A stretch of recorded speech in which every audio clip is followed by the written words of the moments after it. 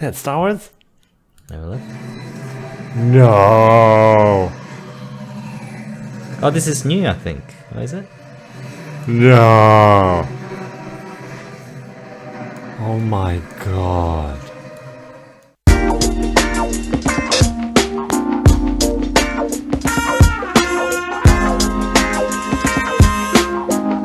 Hello and welcome to episode 33 of The Lazy Couch. This is a weekly podcast covering the latest in technology, the internet, movies and much more. My name is Geoff Kim and I'm with my co-host Kelvin Lee. Welcome back, Kelvin. Thank you. And we're recording on Wednesday 30th of September in Sydney, Australia. Kelvin, welcome back, man. I know, 2 weeks out. It feels kind of strange. I'm glad to be back. Yeah. How was the US? No, it was good. So I'm over my jet lag. I flew back on the Sunday at 6 a.m.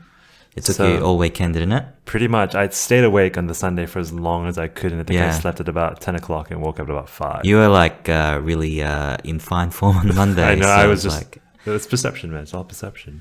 So yeah, I had a really good time. Went to LA, Vegas, and San Francisco. Mm-hmm. Couple of cool things that I was doing quite a lot in California. Did a lot of Ubering. So we have a story of that coming up on how that's coming up in Australia. Mm-hmm. But a lot of Uber Pool, which I heard you guys talk about in the episode. So basically what it is you get to share your Uber with another customer.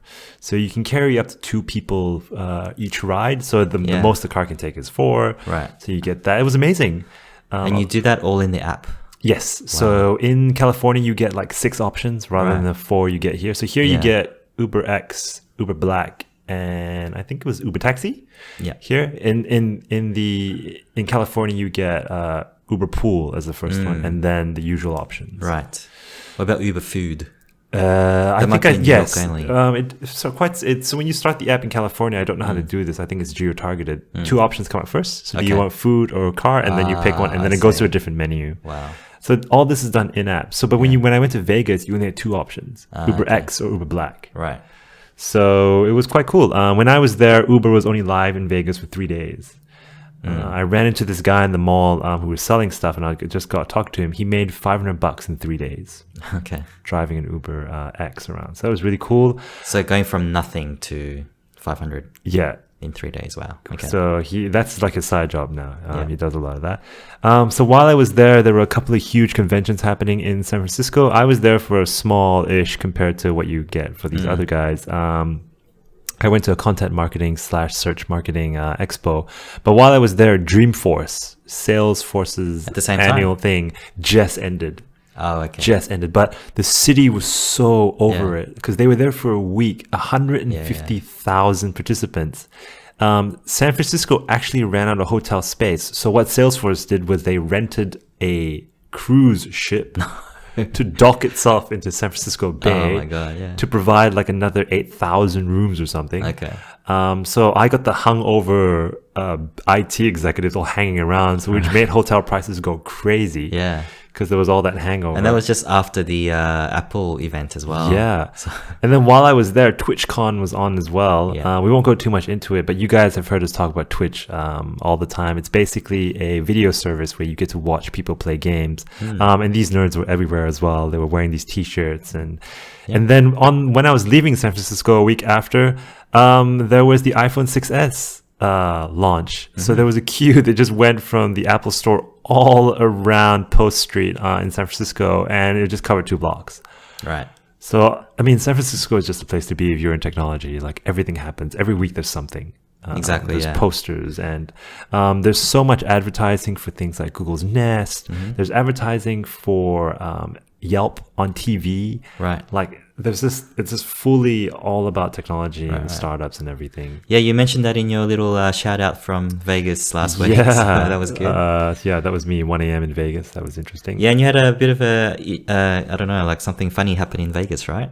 Yes. So a power outage in Vegas. That was interesting. So the backup generators came out for the air conditioning and the lights, but the pokey machines and all the roulette machines that run on electricity, I'm guessing it just couldn't come back up. They must have a backup, because if you were playing and you had $100 in the machine, for example, and that went down, how did they restore that stuff? So it took them about an hour to get all that going again. But it's just watching the people at 11 o'clock in the morning trying to sort out their lives when zombies, and the casino just kept giving them drinks to make them stay because they wanted to check out other casinos to see if they had power back on. It's just hilarious. It must have seemed like you were stuck in a Fallout game or Yeah, something. I know. Like Like if there was a zombie apocalypse, Vegas would be the worst place for it. yeah, and I want to thank Chris and Pete last week for filling in and providing a great insight, and we had some great discussion on iOS 9 and all that. I just wanted to... There's been much made about the Wi-Fi assist feature on iOS 9, which is turned on by default. And I was reading that some guy in Canada apparently had a $17,000 bill because what it does is actually when your Wi-Fi signal is not as strong, it reverts back to your 4G. Right. So it's not even just your Wi-Fi not working. It's just the signal strength itself. So if it works out, it's kind of like the what is it? The Google the new Google Fi thing. Yes. Where it works out which one's better. Yeah. And apparently this is on by default. Yeah, but I think the only difference between this and the Google Fi is you are connected to Google's Wi-Fi as well as... Yeah, I mean, like, I think they got deals with other providers. That's right. It just kind of works it out. But this is like, it's probably not the best way. Because Apple's so US-centric in the way they launch products, they don't sort of know about the Australian way where our, NBN or Wi-Fi isn't as strong. No. Right? And we don't have we do have capped data usage, right? Yes. So US is mostly unlimited data. Yeah. So I was obviously depending a lot on Wi-Fi while I was in the US, and the hotels give you free 5 megabits per second, and they're like, sorry, this is slow. If you want to upgrade to 10 megabits per second, here's, like an extra $5. I'm like, you kidding? 5 megabits per second is like 2 times as fast as NBN. And this is a hotel Wi-Fi network. So you probably didn't know about this, so you can do it right now if you like. So the way to turn it off is go to the settings app. Gotcha. Yep. And in the general settings, there's probably like a mobile. So it depends on what provider you're with. Like the label is actually different. What? So there should be like a mobile data or cell data or mobile. So I'm not... Oh, maybe, sorry, it's not in the general. So right. Right. So it's mobile? Yep, go to mobile. And right at the bottom, after all the apps that you're serious? Right at the bottom of the list of apps. Oh my God. There's a Wi-Fi assist. So why would Apple make this difficult to get access to, I wonder? Not sure. I think it was just an oversight. They didn't sort of think of all the use cases. Or it's a deal they have with the mobile providers to get a percentage maybe. That's just cheeky. That's just evil. Too cheeky for Apple. I don't know. Yeah, that's not good. So I think it was an oversight, but everyone should do that right now because I'll be quite skeptical and say it was planned. And just a quick follow up on Atlassian, because we've mentioned them a few times in the last few weeks. They're planning to file for an IPO in America. Did you know IPO stands for initial public offering? I didn't know that, but we just hear the word IPO, but that's what it is. IPO. They are expected to float at the end of this year. Yeah. I saw a couple of Atlassian boys hanging out in San Francisco as well, wearing their t-shirts. So I went to another sort of key highlight for me is I went to Mountain View where Google is to watch a Dave Chappelle show. What? Yeah, I know, very old school. He's back, and he was so high while he was doing that show. So a lot of good acts were opening for him, including Chris Tucker. Which was quite funny. All these burnt out. They're actually the same person, aren't they? Yeah, pretty much. Dave Chappelle was just high. But on the way there, we stopped by a local In-N-Out. And it was so funny. There were so many Google devs there because in Mountain View, and they rode their little Google bicycles. It's hilarious. But anyway, let's get on with the show.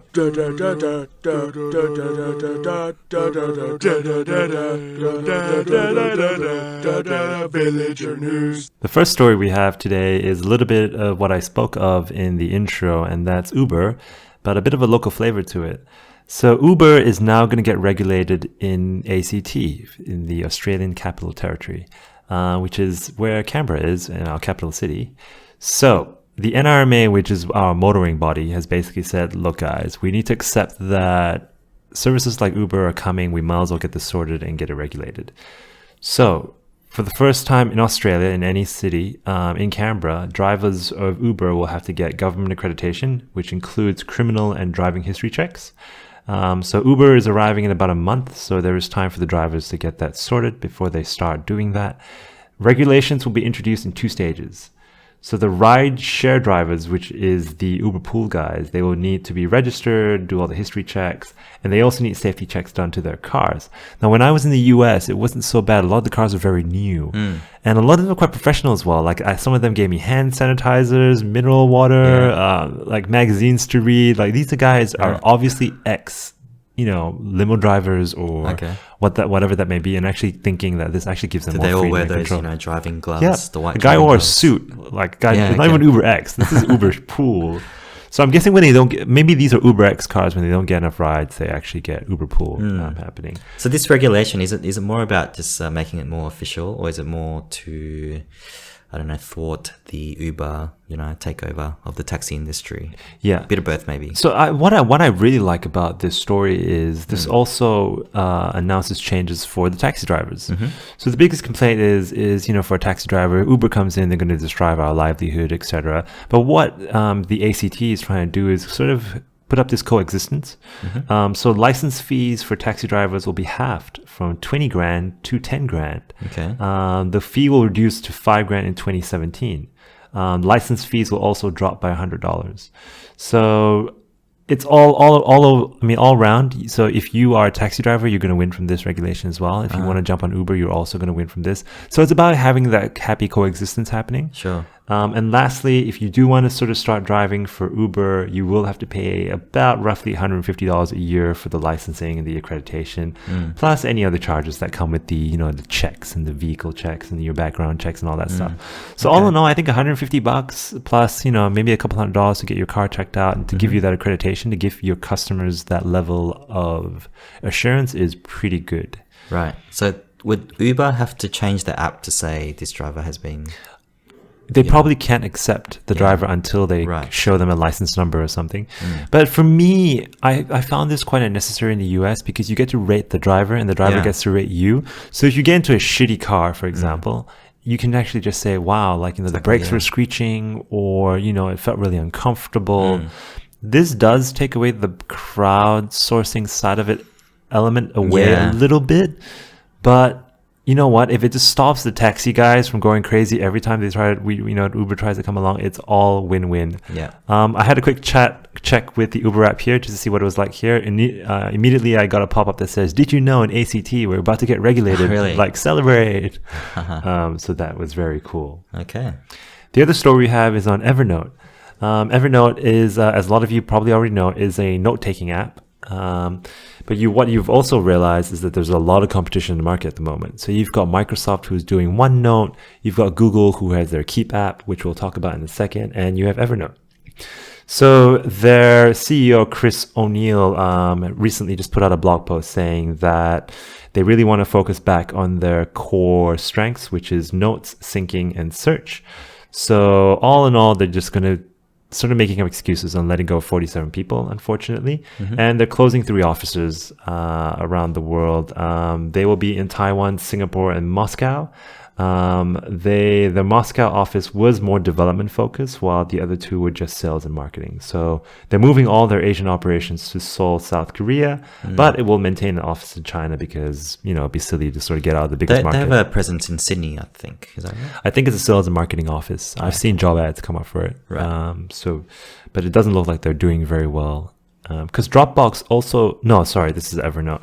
There's also Dropbox for them to worry about because they own mail and things like that. So I think for me, if you don't have an integrated service, so if you don't have something like an email or a document, Word-like app to throw it all in the mix like Google Drive, you're going to struggle a little bit. Considering that Microsoft apps are now practically free.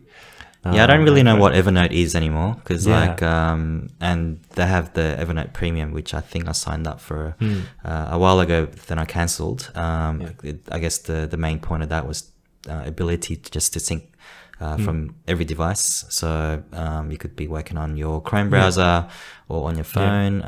It was easy to clip sort of stories and things like that. But I think Pocket sort of come and sort of taken over that. That's a really good point. Yeah, so I don't really know what Evernote is anymore. Yeah, so I remember when we tried the beta shows for the podcast and we were trying to use Evernote, but it just wasn't as fluid as Google Docs when it came to real-time collaboration. Yeah. So, I mean, they were the first guys. I remember when Evernote came out, it was amazing. Like, oh my God, I can sync my notes anywhere. But they've slowly fallen behind the 8-ball compared to, Google and all those guys. Yeah, but, to their credit, I think Chris O'Neill, he's saying that they want to be more focused. I think they try to be too much too quickly or, because all the like Google Drive or Google Docs works better in terms of like note-taking.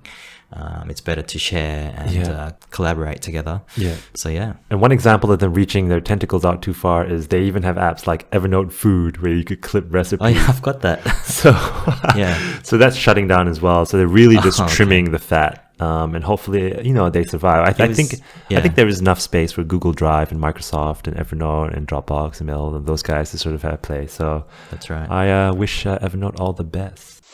Everything Google, everything Google, everything Google. Google rocks! Everything Google, everything Google, everything Google. You can use it as your email. So no secret here. I think it's, crazy phone season before Christmas kicks in. So last week it was, iOS 9. And we had iPhone 6s finally got, available for sale. Now we have Google's turn. So they just, I think it was 2 days ago. Yep. The Nexus Actually, line. it was this morning our This time. morning. Yeah. So the Nexus line is now out. If you go to the Google blog, you get to read all about it in its full glory. As we've spoken about in the past, the latest version of Android, Marshmallow, will be available in all these devices. So let's get into it. There is the new Nexus 6P, which is a all-metal body Nexus phone. Think of the direct competitor to this is the Nexus 6S, the iPhone 6S Plus. Yeah. So it's 5.7 inches. It's made by Huawei. It's made of aluminium. It uses USB Type-C, which is what is also on the new MacBook. Very good camera, so 12.3 megapixel with a very big sensor, so great pictures there. And they also have a mini one, which is the Nexus 5X. So it's an upgrade of the old Nexus 5 made by LG, but this time, so it's made by LG. It's got the same camera, the same Type-C port, and it's about $120 cheaper. I'm quite surprised that Google actually got Huawei and LG to use the same sensors, the same fingerprint sensor, and the same ports. So they really have their authority over the hardware manufacturers and telling them what they should be including. So that's quite interesting. Right, yeah, that's interesting. The Touch ID.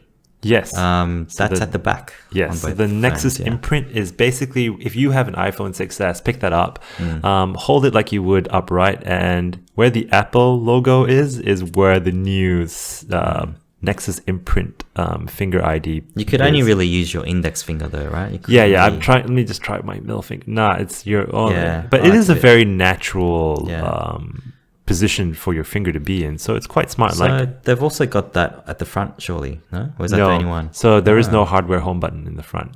It uses the software key. Okay, I guess it kind of saves on the the bezels. Yeah, the bezels. Yeah. So if you do pre-order, at the moment it's only available for the US, the UK, Ireland, and Japan. It comes with a free 90-day subscription to Google Music, and you get $50 in the Google Play. But all in all, we've watched a couple of videos from the usual sources like MKBHD.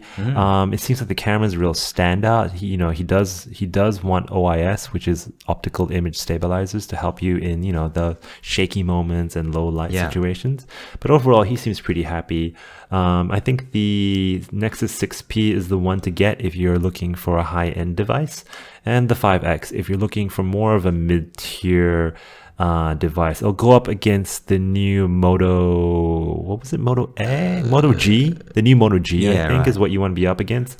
So for me, I think, the more competition, the better. Can't wait for this to come to Australia. Yep. And the third Nexus device is the Pixel C.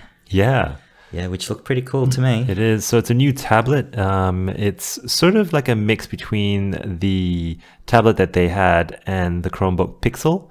So it's called the Pixel C. It was built end-to-end by Google. So that's quite interesting. I don't think they found a manufacturer that could do a tablet properly, so they decided to take it into their own hands. It's got a very cool accessory, which is a keyboard that has the magnets in the right places, so it gets to snap on and off quite well. So there is no docking mechanism. I think it must be Bluetooth.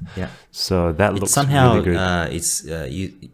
Once sort of locked in, it rotates like a hinge. Yeah, it does. But with magnets, so that's kind of that's quite cool. Smart. Yeah. Yeah. Interestingly, usually they would have gone the Nexus 7 sort of range, right? The mini tablet, but they've gone straight to the full tablet, which is sort of half sort of surface. Yeah, I think because the Nexus 6P is so large, it's probably pointless to have a Nexus 7. That's true, yeah. It's about the size of a Nexus 7 anyway.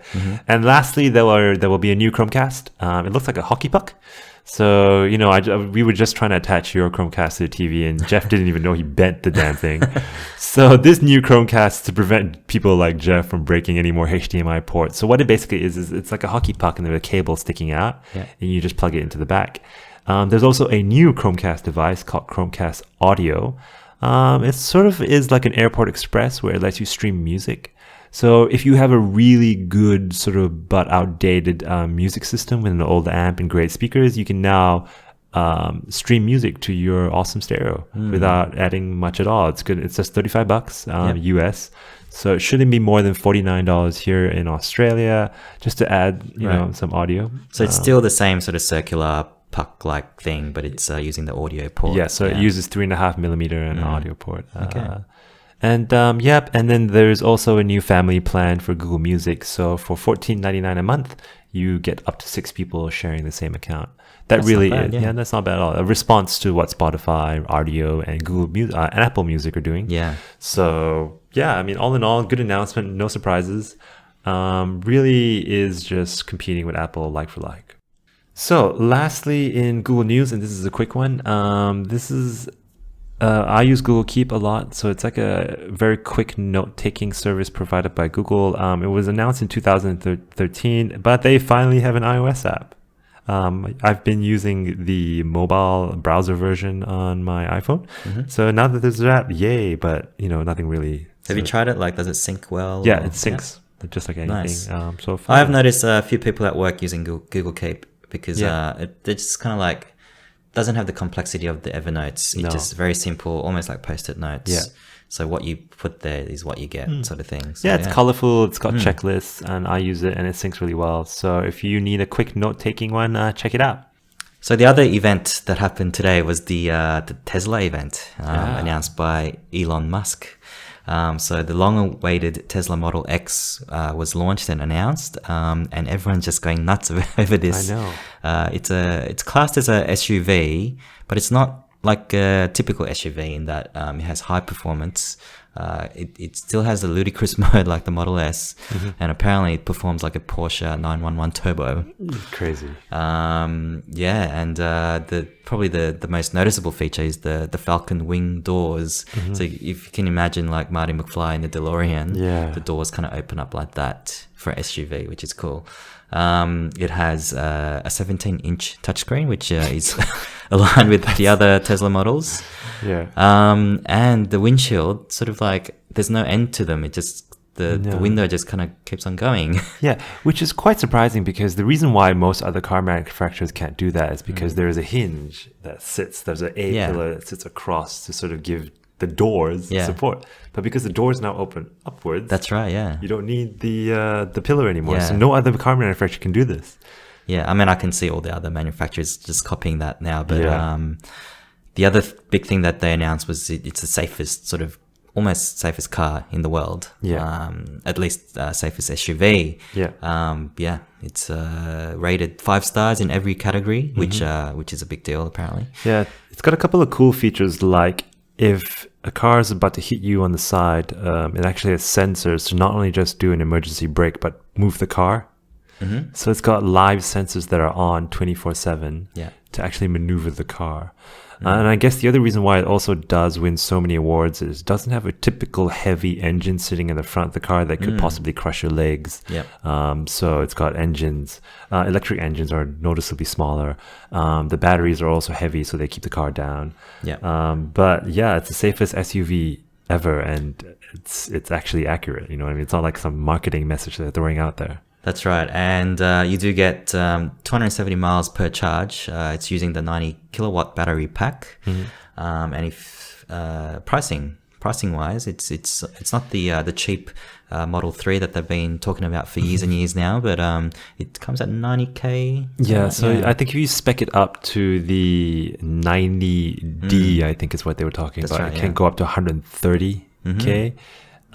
So if you're looking for something like an Audi Q5 or a BMW X5 in that range, you definitely want to get this instead. I mean, obviously we haven't driven it or anything like that, but for the cool factor alone, I would just do it. There will be an issue, obviously, with charging stations here in Australia. I mean, I saw so many Teslas when I was in California. But you know, hopefully we get that sorted faster. So I think we'll see a lot more electric cars in the next 5 years. I would say it'll take a while. You blocked me on Facebook, and now you're going to die.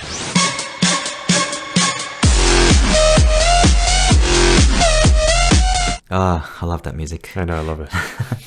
So it's been a very big week for Mark Zuckerberg, Kelvin. Yeah, I know. So I've been, I follow Zuckerberg on Facebook, and he used to sort of post every month maybe for the big announcements, but he's been posting every single day this week because he's had a very busy week. So let's just go through his week. So last Wednesday, which was the 23rd of September, the world didn't end that day, by the way. Unfortunately. So he met with the Chinese president Xi Jinping at the US-China Internet Industry Forum, which was in Seattle. That must be a pretty interesting forum to be at. The next day, 24th September, he was at the Oculus Connect 2 keynote event. Keynote, which we'll talk about in a second. Forward to that. Yes, and the next day he had a state dinner for the president of China. He met president, and this was at the White House, so presumably with the Obamas as well. There was some pictures going around of his wife, very pregnant wife Priscilla as well. The next day he spoke at the UN to kick off the global goals for universal internet access, and he was proposing to do this by the year 2020. And United Nations, they said, yep, that sounds good, let's do it. We'll back it. So that was day 4. And the next day, he hosted Indian President Narendra Modi at a town hall event at Facebook headquarters. So, like, I don't know, who does this? No one. In a 5-day span, he's pretty much met with the top 3 most important people on Earth. Yeah. But I think the key thing here is, short of Africa, these are the top 2 most populous countries in the world. They are, yeah. So we talk about how Google's not, doing very well in places like India. But look at what Zuck's doing. You know what I mean? You don't see Larry Page asking these guys to come over for dinner. Yeah. Right? So I think it definitely has to be applauded in the sense that Facebook still seems quite in touch with its startup culture almost. Like they're not afraid of asking people to come over, have a Q&A and stuff. Yeah. Google has almost become a corporation. Yeah. I don't know. Like if you think about it, maybe Tim Cook does this on a weekly basis, meeting with all these influential people, but he just doesn't tweet about it. Or he can't put it on Facebook or Twitter. He can't put it in anything, really. So, I thought it was just a very interesting way to share that information. And no, I think out of all the top founders of these big social networks, he's killing it right now. He's definitely killing it right now. He's probably the last person not to be interviewed by Stephen Colbert on the New Late Show. I know. Because Tim Cook was interviewed, I think, last night. Yep. Elon Musk was there for the very first show.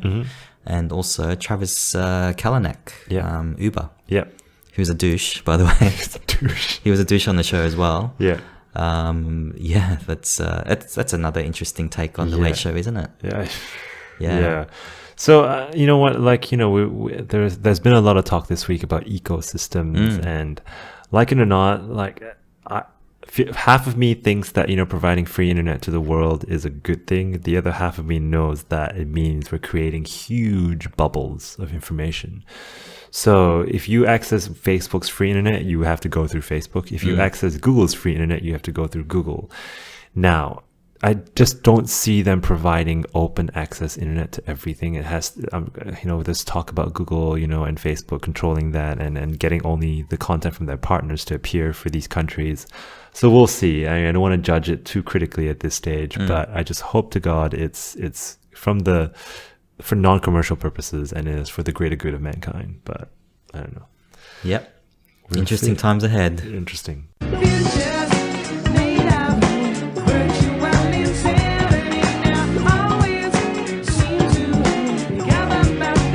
So one of the very big purchases by Facebook in the last couple of years was Oculus. And Oculus is a virtual reality company started by a guy called Palmer Luckey, who we've mentioned a couple of times. Great name. And they had a event or a keynote for the Connect 2, the second one that they've done. So there were three sort of big product sort of announcements. The first being about the Gear VR, to do with the Samsung smartphones. Also the Oculus Rift, which is their flagship product, and also the Oculus Touch, which is their controllers in a VR environment. So first of all, Brendan Iribe, I'm not sure if that's how you pronounce his surname, but he's the CEO of Oculus. Irabi. Let's go Irabi. Anyway, I never sort of seen this guy before, but he seemed pretty with it. It's the first thing that struck me about this event was like how young all the presenters were. Guys are, probably everyone under 30. I think Zuck just turned 30, but he also had a sort of quick talk on the future of Facebook and virtual reality.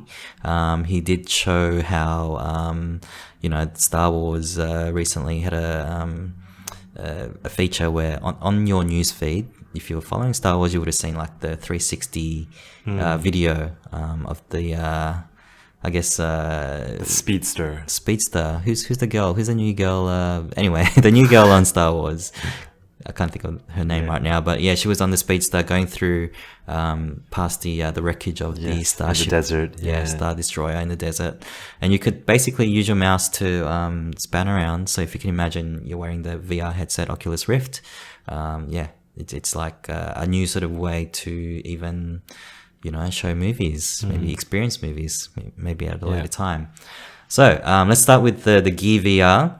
So it's using the Samsung smartphones, and you can use the whole range of 2015 Samsung products. So that's including the S6. Yes, and the Note 5. The Note 5 Plus, is it? Oh, seriously, we've been through so many phones now. I have no idea what's a plus and what isn't. But basically, everything we've been talking about. Both of those and the edges as well. So basically, it's kind of like a cardboard. Right, but it has a bit more sturdiness to it. So you can put those Samsung phones and use them as a virtual reality headset. Very cool. And the surprising thing about this was that it was priced at $99. So the barrier to entry here is like very small. I mean, I would say out of US and America, US and Australia, Apple would be the number one, but the number two would be Samsung phones, right? Easy. Yeah, so a lot of people will be getting this, I reckon, for $99. Yeah, definitely. I mean, as long as developers come on board and create right. content and games, why not? Yeah, so that's the first thing. They also announced a couple of experiences that you can have with the Oculus headset. So it doesn't matter if you're in the Gear VR or the Rift devices. They've partnered with old school gaming companies like Sega, Namco, and Midway. Just looking at this, I'm it just brings back memories of arcade. Yeah, so you're literally inside an arcade. Yeah. So you're playing the usual 2D, games, 80s games, but you're in an arcade, right? That's so cool. Bit like Tron, actually. They also showcased a game called Land's End, which is by Us2, and we know them because they made Monument Valley that we've talked about in the past. That looked really, really cool. No. So you should definitely check out the video for that. And Oculus Video, which is so imagine you're at a theater, like a virtual theater, and you're sitting with people. So you could be sitting with your friends in London or something in a virtual theater, and you're watching a movie together. That is the future. So I don't know if it's the future. I think it's just a good way to introduce the public to know what because virtual it's reality quite is. skeuomorphic in that Yeah. sense. You're still introducing present day activities in a virtual environment. Yeah. So if you have a widescreen, like if you have a 60-inch 4K, TV, then you don't really need this, right? But for those that are, still on the smaller TVs, maybe. And don't live in a 5-bedroom mansion. So yeah, they've announced that Netflix is going to be on there on the Oculus store. So that's the other big thing. I thought they're creating an ecosystem. We've been talking about that today. So just like the iPhone when it introduced the App Store, I think with the already 300k developers on the Oculus environment, I think like it's not just watching movies or playing games in kind of like pseudo 2D. It'll be like totally new use cases and things that no one's really thought of just yet. So I think it's interesting times. This is all happening Q1 2016. They haven't set the date just yet. The Rift is that's the one that's shipping with the Xbox One controller in 2016. You could kind of think of this as the 1.0 of Rift, I think. So So you still need a computer to work with this, and there's a couple of specs that have come out. It says here 90 hertz refresh rate. So your typical monitor runs at 60 hertz, and there's some gaming monitors that run at 144 hertz. So this is in between a very low-end monitor and a very high-end monitor, which is great. NVIDIA GTX 970 or AMD 970 is about $400. Okay. So not too bad. Intel i5, let's say 200. Yeah. Then your 8 gig of RAM plus another 200 plus a motherboard is another 200. Yeah, below $1,000. Yeah, so they're introducing a thing called Oculus Ready, system where like you can sort of package these things up, and there'll be like a sticker on it to say Oculus Ready. Nice. Yeah. Very nice. Yeah, and I think they're saying that you can probably get these under $1,000. The Rift? Or the PC, yeah. Do we know how much the Rift is costing yet? I mean, that'd be interesting. That hasn't been announced. We're expecting around $400 or $500 US. Yeah, because, I mean, think about this. At the moment, I'm shopping around for a 27-inch 4K screen, right? Yeah. Would I get that or the Oculus? That's an interesting decision you're going to have, yeah. I'm almost more tempted by this. Yeah, I mean, the only thing is, like, it's a very individual, like, you can't share it with your wife at the same time. But so the other thing, you need two headsets. But the other thing is, it's not really productive, right? Because I can't see the keyboard, can I? So I can't use it as a monitor, because if I put it on, I can't see what I'm typing unless I'm a touch typist. So I can't use it for day-to-day stuff, which is maybe you don't need the keyboard. You can use the touch device.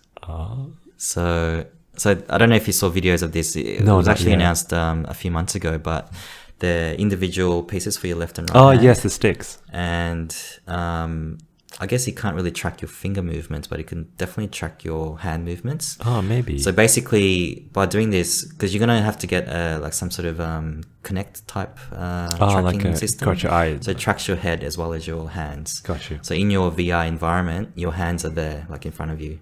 Got you. Yeah. Got you. It's a virtual me. So I mean, like there could be a keyboard in that virtual environment that I can type on. So the interface is either by voice or just using your hands. Kind of like a Minority Report in a VR environment.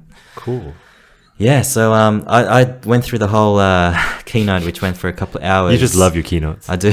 I mean, I love this sort of thing because it sort of paints a picture of what's going to happen 4 or 5 years down the track. I really think 2016 is a year of virtual reality. Yeah, looking forward to it. I'm actually thinking it'll be a bigger thing than the HoloLens, which is, of course, augmented reality.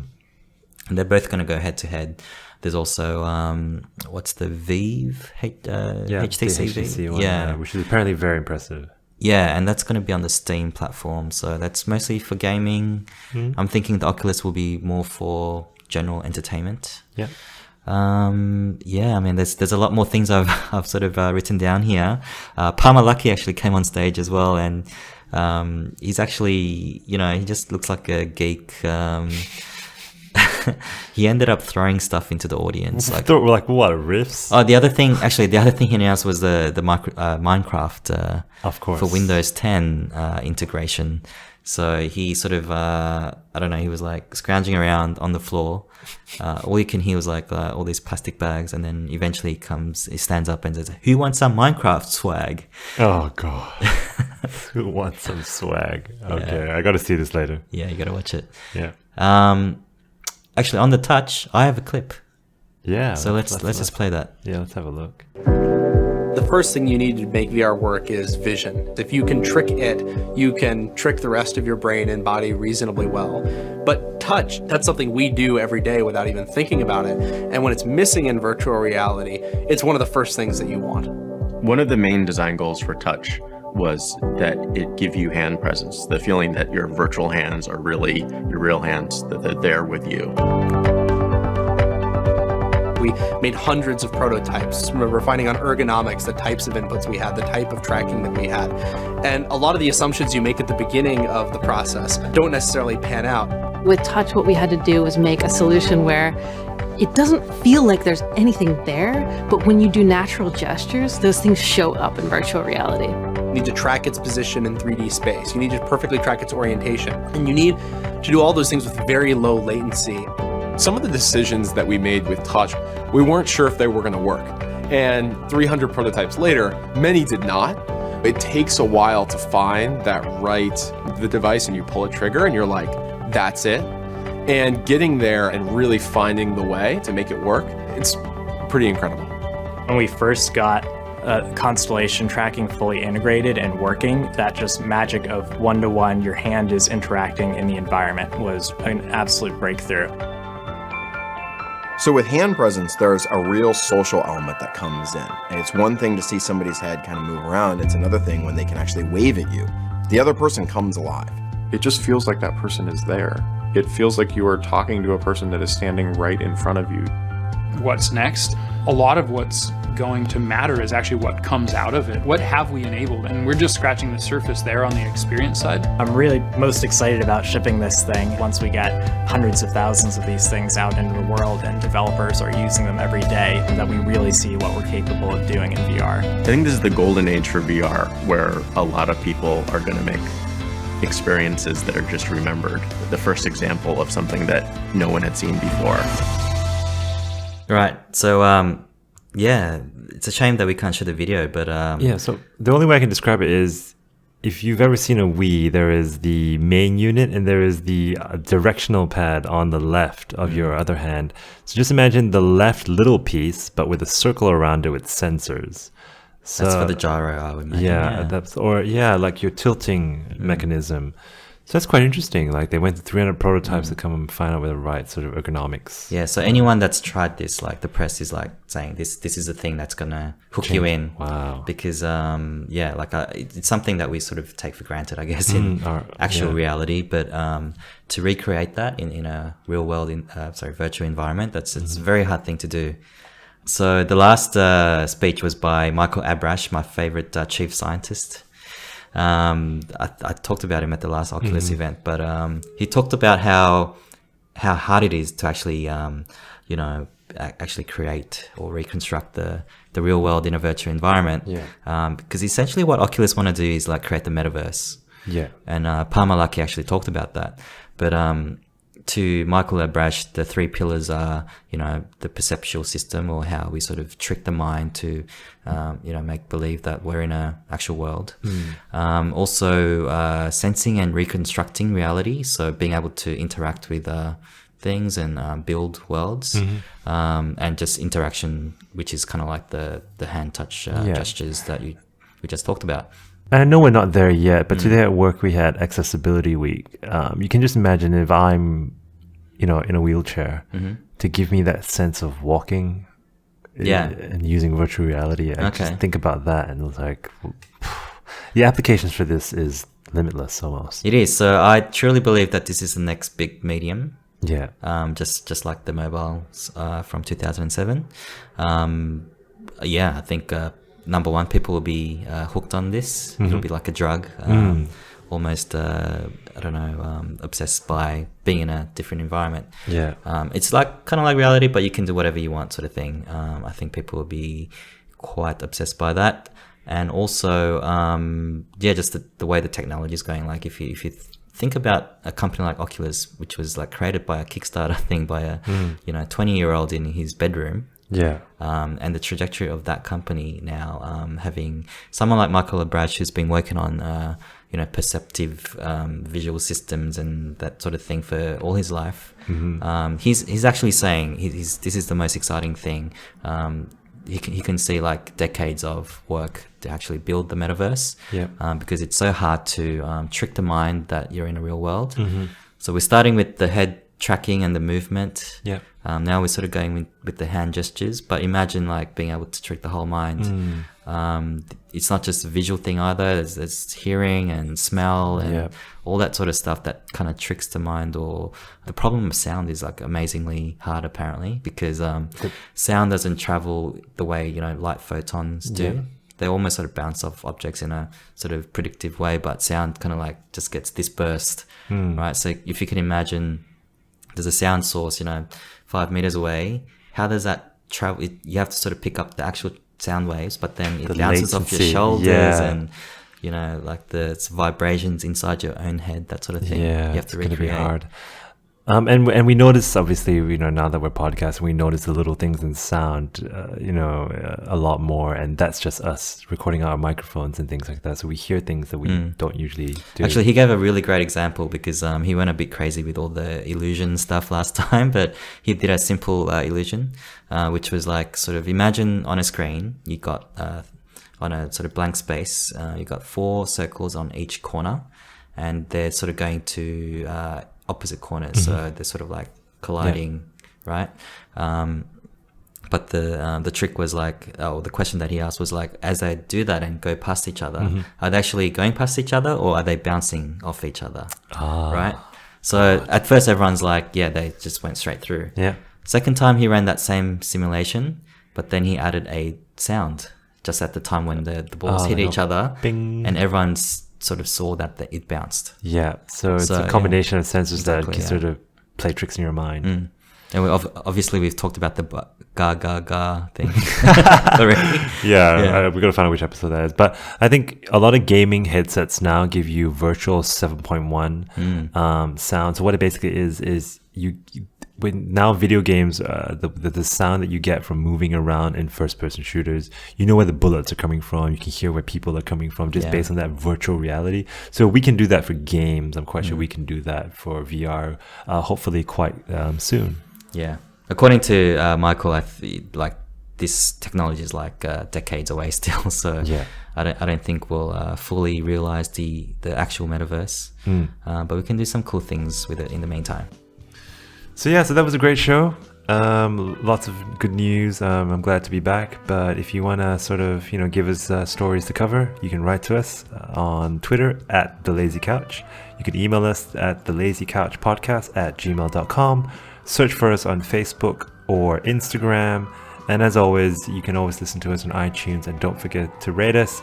You can also tune in live like that one person is at the moment every Wednesday nights at about 7:30. But just wait for the notification or the post to come out on Facebook, and you can tune in live on Mixler. But in the meantime, Kelv out. Geoff out.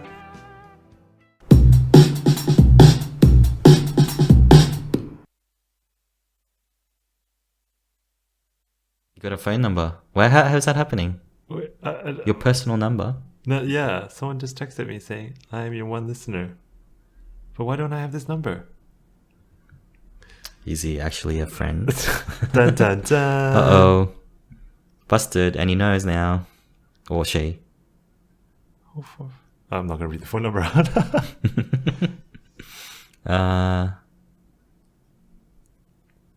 Do you have May's number? Yes, I do have my wife's number. Thank you very much. I can't play this video. What the hell? It's got a... Should I be afraid? Yeah, be afraid. I'm actually afraid. Stop talking to me through my phone. Who is this? Is it through iMessage or? No, it's just a number.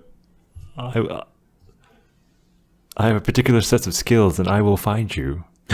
It's Liam Neeson.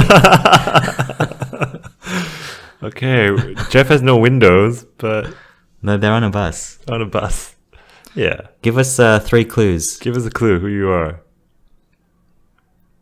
Okay, I can. I try think there's to guess. a lag. That's why. Is It's, there? anyway, like, let's you keep. I can't play this video, man. That's You asking Siri? That's not me. No. Okay. Now I'm scared. All right, let's not worry about the video. What? I'm not. What's? Who's making? Is that you? Where am I hearing It's this? coming from this.